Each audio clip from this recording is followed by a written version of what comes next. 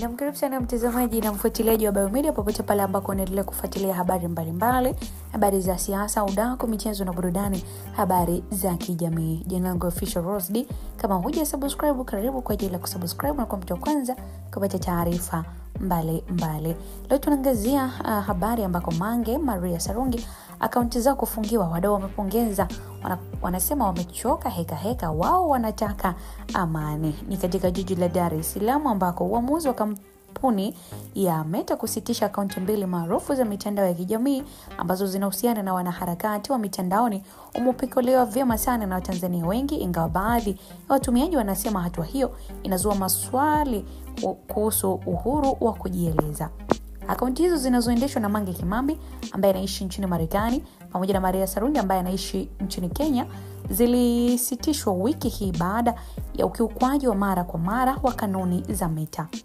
Meta ilieleza kuwa akaunti hizo zilisitishwa kwa sababu ya kuhamasisha uhamasa, unyanyasaji wa pamoja na ukiukaji wa sera za usalama, na kuongeza kuwa hakuna akaunti itakayoruhusiwa kufanya jambo kama hilo.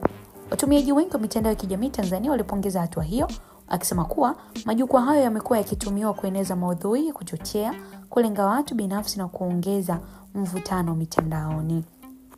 Hatua hii ilikuwa imechelewa, aliweza kusema Ahmed Juma, mkazi wa jiji la Dar es Salaam.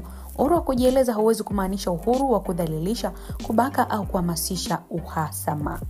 Wengine walikubaliana na msimamo huo, ukisitiza kuwa haki za mtu zinapaswa kuendana na uwajibikaji.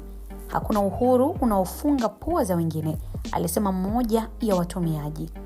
Watazamaji kadhaa walibainisha kuwa akaunti zote mbili ziliripotiwa kwa mara ya kwanza mara kadhaa pia kutokana na machapisho yaliyoonekana kuwa ya kudhalilisha, kutishia au kuleta hofu. Hata hivyo, kusitishwa kwa akaunti hizo kulizua mjadala sana. Wengi wachache walisema hatua hiyo inaweza kuzuia wanaharakati mtandaoni na kufungua mlango wa kampuni za teknolojia kufanya ukaguzi kupita kiasi. Tunapaswa kulinda uhuru wa kujieleza, alisema mhadhiri wa masuala ya vyombo vya habari Arusha Dickson Hamisi. Lakini majukwaa pia yanahitaji viwango vya uwazi na vya uwazi. Watu wanataka kujua kwa nini ilichukua muda mrefu. Baadhi ya Tanzania pia walihoji ucheleweshaji wa hatua hiyo ya Meta, wakirejelea madai ya muda mrefu kutoka kwa watumiaji waliodai walihisi kulengwa au kunyanyaswa na maudhui yaliyoenezwa kupitia akaunti hizo.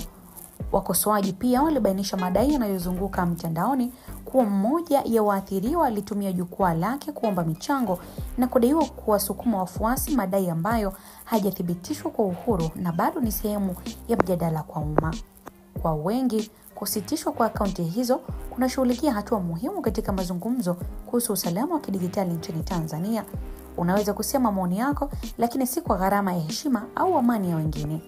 Meta bado haijaweka wazi ni lini au ikiwa hatua zaidi za utekelezaji zitatumika, lakini taarifa yake inaashiria msimamo mkali zaidi kwa akaunti zinazokiuka mara kwa mara kanuni za jukwaa hilo. Nini maoni yako mtazamaji wetu mara tu baada ya akaunti hizo kufungiwa? Pengine wewe una nini cha kuzungumza? Endelea kuandika na kuchapisha maoni yako, tuweze kuyaangazia kwa wakati mwingine.